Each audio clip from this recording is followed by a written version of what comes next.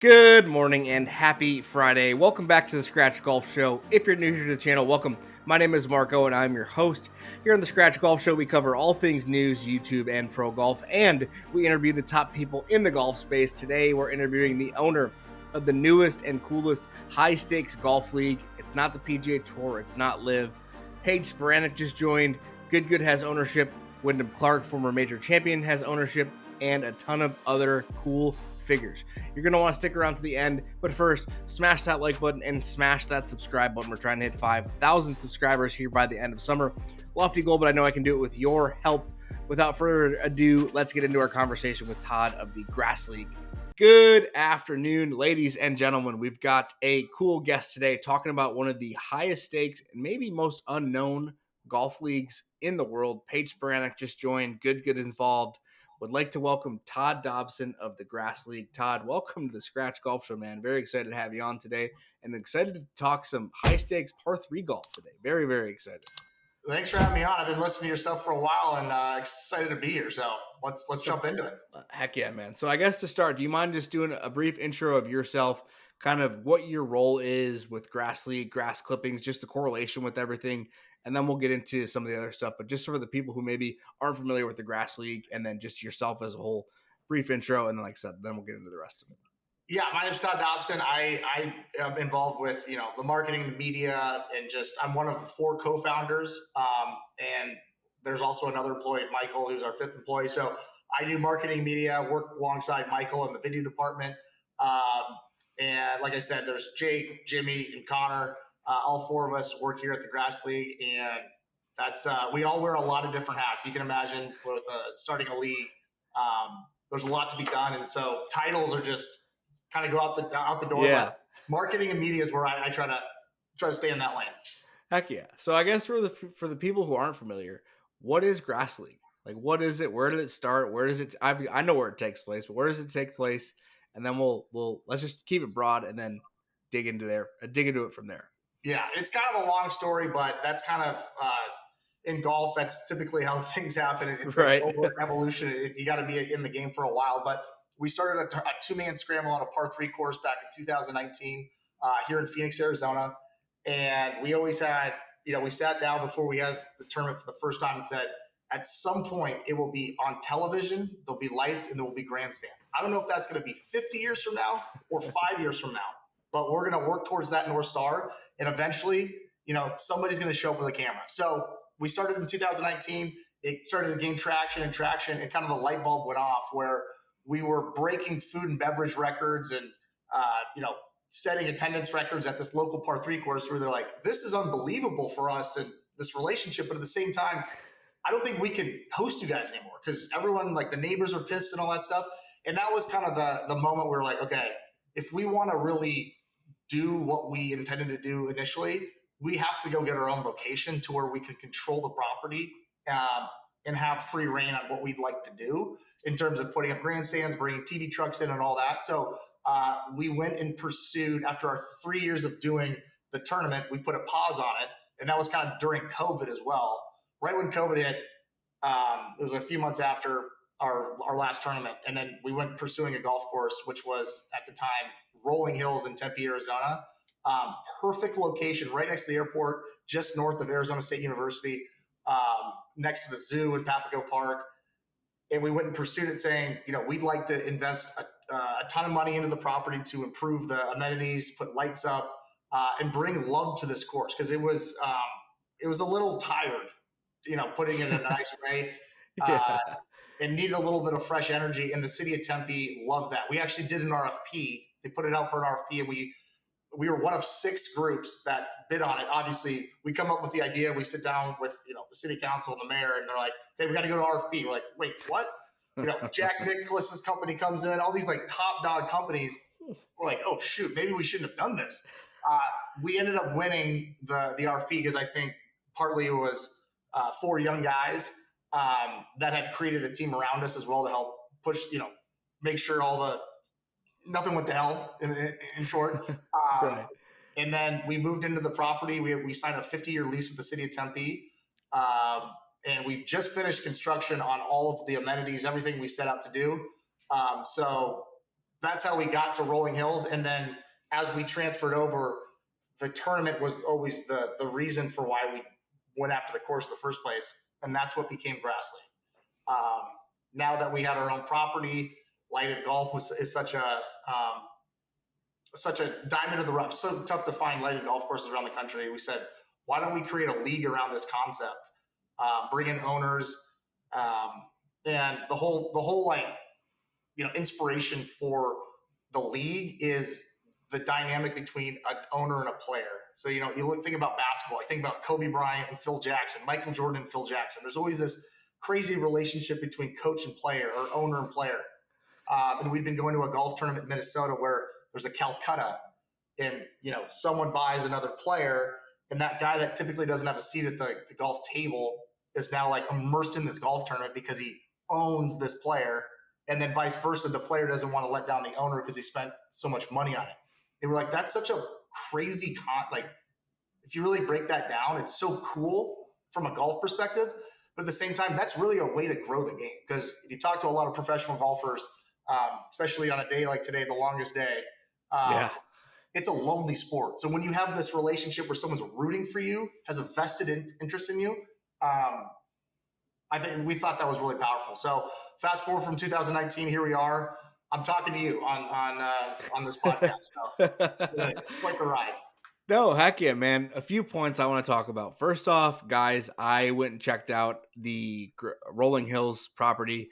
Todd, it just your words do not do it justice. I went, so like I said, I know we were just talking about I went to the good event. So cool. And night golf, like, man, I did not realize how cool night golf was until I went in Arizona in February and checked it out. And it's like, dude, like all I want to do is golf. Like golf, like, golf itself has really picked up since COVID, but like there's so many golf sickos who are just like, man, I wish I could golf at night just because I'm not sleeping.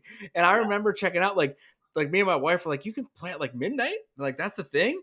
And it was like, heck yeah. And so if you guys are in the area, make sure you go check out the property. They have a really cool range there as well. I went and check that out. Just, I mean, the Rolling Hills property is such a cool experience. So if you are in the area, make sure you check that out. Firsthand experience.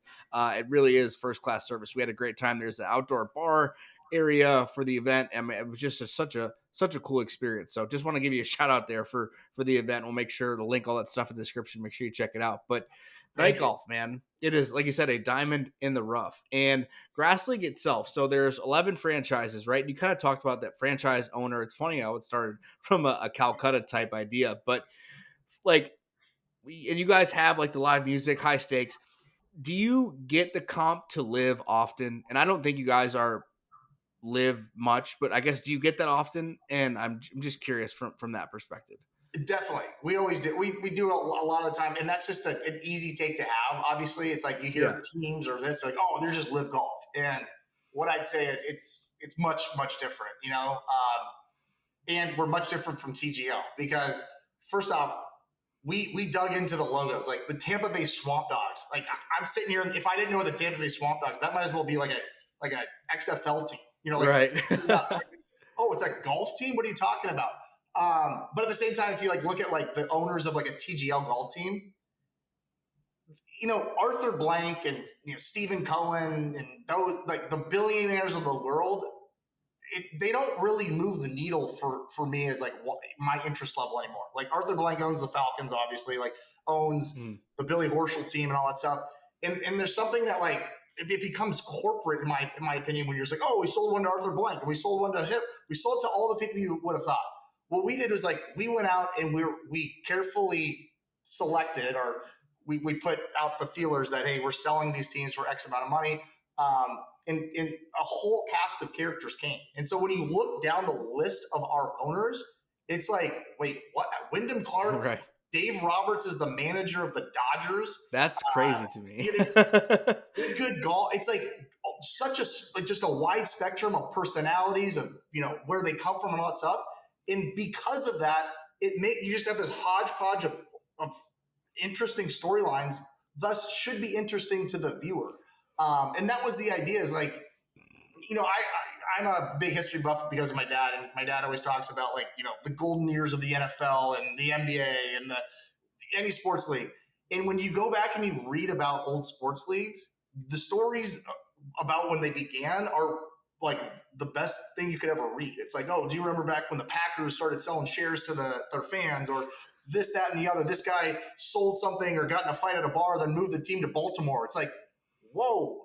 Now we've as time goes on, everything kind of gets standardized, and it's like, oh, it's kind of boring from the ownership level of stuff. We wanted to lean into that from Live Golf perspective. I don't know who owns any of the teams other than like the actual players, so it's very cloudy when it comes to that. But to answer your question, yeah, we get some comparisons quite often, but we couldn't be different. Couldn't be more different. Liv doesn't have team mascots, right? I mean, you guys had correct me if I'm wrong, but there was an alligator. Speaking of swamp dogs, there was or crocodile. Is an alligator or crocodile who was at the grass league event? Cletus, like alligator. It's like from Happy Gilmore. It's like, damn, alligator bit my hand off. Brought my kids out like early in the afternoon on one of the days, and I got my two sons, a 5-year-old, 3-year-old, petting an alligator. I'm like, what? This is a golf? What are we doing here? It's a golf tournament. Yeah. Speaking of team ownership, you just kind of touched on it. Good is involved, and whenever people hear Good, obviously they think the YouTube channel. But Good, as we know, is much more than just a golf brand. We've seen them acquire teams in the TGL. So I guess, how did the process work to get them? Like you said, I know you mentioned you put feelers out for the teams. How did it work getting a group like Good involved, and how much does that mean for the grass league? Like you said, you see Good invest and own a TGL team. How much does it mean for them to have them involved in the grass league and to own an actual franchise, the Dallas Horsemen? I mean, it's incredible to have them involved in it. Their involvement has such a huge impact on the league. And we got introduced to them when we first opened up the course for night golf. Matt Kendrick, their CEO, came in town wanting to do this idea of a lighted, televised event that ultimately became the Good Desert Open. And he comes up to us and with his idea and everything. We're like, if you know anything about us, we're guys that say yes a lot. There's not many things we say no to. We're like, yeah, hell yeah, how do we make this happen? So that all happened, and it was such a cool event. The first Good Desert Open, it was such a surreal event because we were still under construction. The lights were still run off a generator. It was like this really like grassroots type of feeling for that first event. Couldn't have gotten any better. The Good guys are, as you know, like amazing people. And so is, obviously Matt Kendrick as well. And we had already been down the road. We were kind of started the process for the grass league, and we're like, this just makes way too much sense to not bring you guys into the league. And after a couple months of talking about it, Matt Kendrick was like, let's rock and roll. This is awesome. So again, their involvement is a very big part of the grass league. Yeah, and I feel like the relationship is super important. I know you and I talked about relationship building. Like, how meaningful is that relationship with them? Because I believe they've done 2 events at grass clippings, right? And I imagine, obviously as we see Good continue to grow, I imagine they're going to continue to come out. They're doing more live events, and I think the more we get in, just to nerd out on the YouTube side, I think a lot more YouTube, golfers and stuff are going to go that live event route. So I guess, how important is that relationship to have them keep coming back for those live events as we continue to grow in golf, I guess in the coming years? I mean, personally, I think it's very important just for golf in general. Like when you see Garrett Clark get on Golf Channel at the Phoenix Open on number 16 and him talking about golf and being like, I just started it as a YouTube channel, like, and just filming my videos. I get 100 views. Now he is where he is. Like, kids watching that, golfers watching that, like someone like yourself, like myself watching that, you're like, oh, wow, like it's pretty inspiring to hear something like that. So and the people that come out for that tournament, I was like, I'm gonna raise my hand and call myself guilty, but like I wasn't aware of Good's actual impact. It's like, okay, there's YouTube and they get a ton of views, like that's one thing. But when you go when they for the first one they came out, there was a line down the street and it was like an hour and a half wait to get in the property. I was like, wait, what is going on? And people are like, I flew in for this. I drove an hour and a half to get here. I was like, okay, maybe I wasn't, up to speed on how popular these guys are. Like I always joke about it. I'm like, Garrett Clark is like the Justin Bieber of golf at this point. Like I've never seen so many people, go bananas when he walked in. I was like, holy smokes. So the point I'm making is like, I think it's extremely important that they do that tournament and continue to do those tournaments, because they're touching a whole new demographic of golfer that, you know, the powers that be forever have been trying to access. And it's really, really, really cool to see, like a 12-year-old or a 19-year-old come up and be like, yeah, I started playing golf because started watching Garrett Clark 2 years ago. I'm like, that's growing the game. Everyone claims to want to grow the game. They're a big part of that.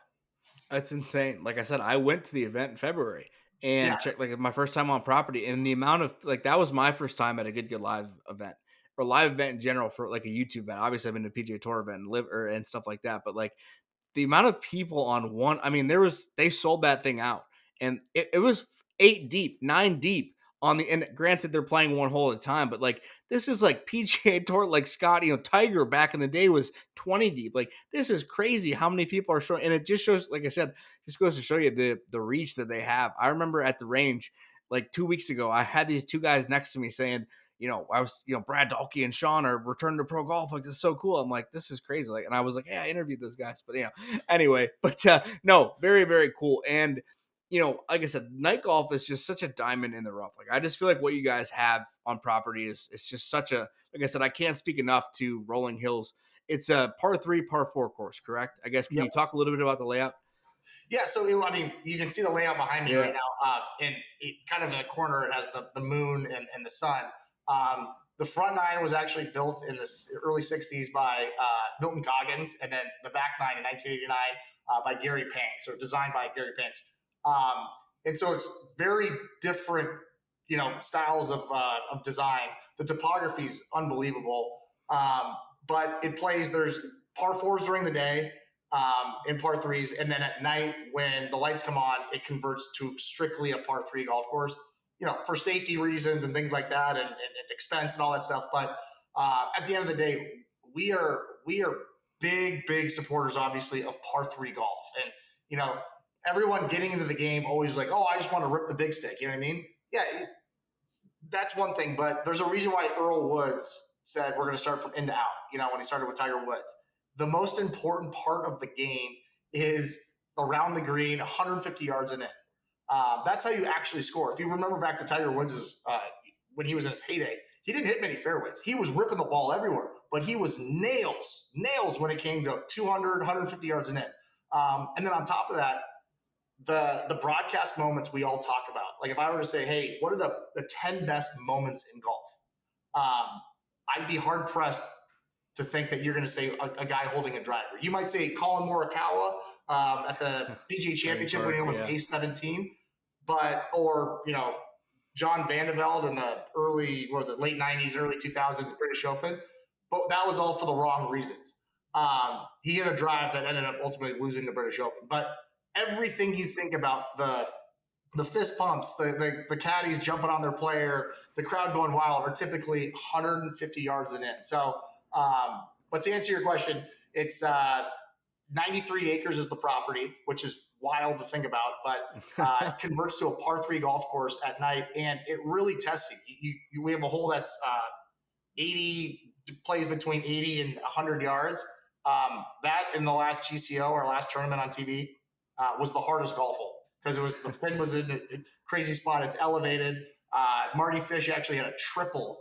Him and his team, Brian Doxter, and he's like, I hit a 10-footer for birdie and I triple bogeyed the hole. So you have those holes that are challenging, and then hole number 14 is 200 yards, and that's a difficult hole. So kind of you hit every golf club in your bag. But again, we're really big supporters of par three golf. Heck yeah, I love them. I was literally just thinking the other day, like my iron game sucks right now inside 150. I need to find a par 3 course that I can go practice it, because it really is a good way to practice your wedges and scoring clubs while still getting on course experience. I hate going to the range and hitting at a singular flag stick. I feel like I get nothing out of that. You get so much more fulfillment of like you're still playing for a round. It's just and I feel like if you can score well on the par 3 course, you're probably going to score well on the real course, because with technology nowadays, most people could just hit it as far down there as possible and try and get it on the green. So I agree with you. I think the par 3 course is the way to go. And like I said, guys, if you are in the Phoenix area, make sure you check out Grass Clippings. We'll link everything in the description. You guys just had a big acquisition, right? signing, I guess signing would probably be the better term. Paige Spiranac, kind of the OG golf influencer, just joined as a front office member. So talk to me about that, how that came to works, and what Paige's role will be, and then we'll get into some other stuff. But I want to start there because that is a huge signing for you guys to get someone of her status, her followers. I mean, Paige is one of the biggest and best in the space. I think she has more Instagram followers than a lot of people. So how'd that work, and how cool is that for the league? I mean, it's like you said, it's massive. She is obviously the OG golf influencer, and in a lot of ways has kind of shaped the content creation world. But she met Jimmy Hazelton, one of my co-founders, at the Phoenix Open. He's a Thunderbird, and that's the group that puts on the Phoenix Open. They met, they started talking. She was like, "Oh, I hear you're with the Grass League and all that," and there was just too many things that crossed over between our brands in that, and so the one conversation led to another, and now we're here. And the cool part, I always like to say, is that you know people think of her as a content creator, and that makes you think of someone saying, "Oh, they only care about this." She is a golfer. She loves competition. She played college golf, tried to play pro for a while. Her like main instinct around golf is like, where's the competition? You saw it at the Creator Classic. She was one of the, if not, Brad Dahlke and Sean Walsh, but behind them, she may have been the next best player. And she just loved the fact that the whole concept, the lights, par three, everything we were doing there, and the fact that it was about competition. It was like, let the best players play, and personalities will come out of that. So, and she's super excited to tell stories about that. And to answer your question about what she's going to be doing, she's coming on into the front office to help with media marketing, player relations, bringing new players in. She's going to have a huge impact, and she's going to do a lot of different things. But to start, it's content creation, but really telling the stories of these golfers. So the thing we always get excited about is the golfers we're always kind of pursuing are these journeymen, if you will. We're not looking for Scotty Scheffler or Rory McIlroy to come out here. We're looking for the guys that they might be a trunk slammer, driving from Corn Ferry Tour Monday qualifier to the next, or flying to Latin America, and they're one or two putts away from potentially being on the PGA Tour. I mean, you see it today with the U.S. Open qualifier, amateurs getting through, like journeymen getting through, beating guys like Ricky Fowler and Max Homa and all that stuff. We think there is a huge market of players that their stories are unbelievable, and when they're playing at that level, the last thing they could do is get in front of a camera and do what you were doing, or doing what I'm doing part of the time, or going out there doing what a good guy's doing. Like, they're just, the amount of work that it takes to go into that side of things. These guys are like, I'm too tired. I mean, I just played 36 holes today. So, and she shared that vision. So she's really going to lean in and help tell these stories. And we're going to start doing some really high profile premier matches with players. And she's going to help host them and get some eyeballs on it. And I always like to say it's noble what she's doing, because when you have a platform as big as hers, she could do anything with that platform. And the fact that she's choosing to choose this alternative golf league and help tell the stories of, golfers trying to make it or stay in the game is, I mean, it's incredible. No, for sure. I think it speaks volumes for, like you said, the league. Like, I'm sure, given in today's day and age, and she probably could have went to Live. Like, I'm sure Live could have offered her a bag, and like you said, she has the platform, and instead she's coming to represent your brand, which I think is just super cool. Like you said, speaks volumes to have someone like her not only invested but bought in, loves what you guys are doing, and is going to continue to grow what you guys have already built on. My last question before I let you go, Todd, is we talked obviously about Paige Goodgood and their involvement in the Grass League. How big, or I should say, how like much are you guys trying to get creators involved? I mean, obviously you brought Paige in for more of like a front office role, but how much are you guys trying to get social media people involved? Whether that be like a pro who does social media now, like a Sean or a Brad, from that perspective, and how much, like I said, emphasis are you guys putting on creators for the Grass League? The way we look at it, we put all our emphasis in competition. And the funny part is, like, because we've gotten this question a lot, and the way I grew up in golf was just like, golf doesn't owe you anything. It doesn't owe you anything. Like, you miss a putt, my son and I will putt at the golf course, and he'll start crying when he misses a putt. Granted, he's 5 years old, but I'm like, dude, this sport owes you nothing. And so what I'm trying to tell him is like, keep working hard, work your ass off, and get better at the sport. And so when we get that question, we don't typically know how to answer it, because what we say is like, those creators, in our opinion, should be trying to get better at golf, thus trying to get on the into the league. And it's funny to me because like if you go look at like certain new lists of who's the top creator, a lot of people say Bryson DeChambeau, and I'm like, he's a creator now? Like I'm pretty sure he just won the U.S. Open last year. What are we talking about? So I think that line is starting to get blurred. Like for instance, what's his name? James Nicholson got through to the U.S. Open today, and if you go on his YouTube channel, he's documenting his journey through the Corn Ferry Tour, flying all over the world to South America and all this stuff. Like, I argue it's like that's creator golf as well. Like he's documenting his journey in golf. So that's kind of like our overview of it. But like, yeah, we want to get them involved. We just want to make sure like they come in with the right intentions. It's like they come there to want to play. And win for their franchise, because at the end of the day, they're playing for an owner, and that owner is like giving them a spot to go play. And so it's like this, it's this catch-22. It's walking this fine line. But at the end of the day, we think like, what's your handicap? 0. And you're you were a perfect fit for the grass league. It's like he's a creator or whatever, a digital creator or whatever, content creator, whatever we categorize each other as. But like, you're a scratch golfer, and you're probably going to get better too as you practice more, talk to people, refine your skills. We want to encourage good golf. There's a lot of brands, not like any creators, but like there's like certain brands in golf that try to latch on to like be bad at golf and wear my hat, or be bad at golf and use this or drink this. It's like, I don't remember a time in my life where it was cool to be bad at a sport and like publicize that. Like, I was always growing up where my coaches, if you work hard, you can get to where you want to be. So we want to stay in that lane. And to that point too, we think there's a lot of great golfers. Like you mentioned, Ricky Fowler's caddy, Ricky Romano.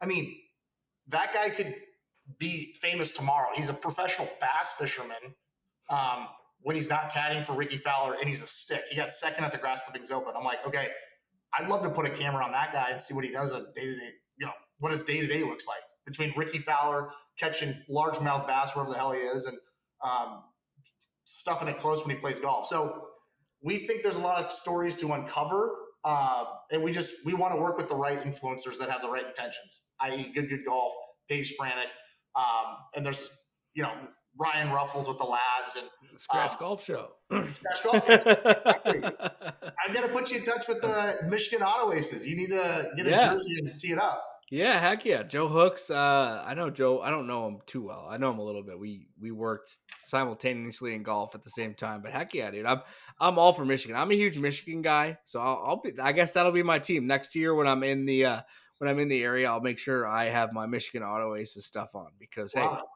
love it. Joe Hooks on your podcast too. Yeah, would love to, man. Would love to get some of the guys. I know is Skylar Fennell still on that team? Yeah. Yeah. Okay. I love. I know. I just know him from Sean's videos. So and I remember him seeing the grass league stuff on his stuff. But we'll love to, man. But anyway, guys, that's gonna be it for the interview today. I hope you guys enjoyed something different covering the grass league. They do have a YouTube channel. We'll link that in the description. Link every socials in the description. We'll link the Grass Clippings website in the description. I'm sorry, the Rolling Hill is it grass? Is I guess. Let me ask you, Todd. That's grass. Okay, grass. But I mean for the golf course, is it? We put everything into the grass league. Okay, for sure. Confusing, yeah. We'll put everything. I'll figure it out. We'll put everything in the description. Make sure you check it out. Hope you have a good rest of your day. Hit that subscribe button, like, and comment. Thanks for joining us, Todd. Really appreciate it. Thanks for having me on.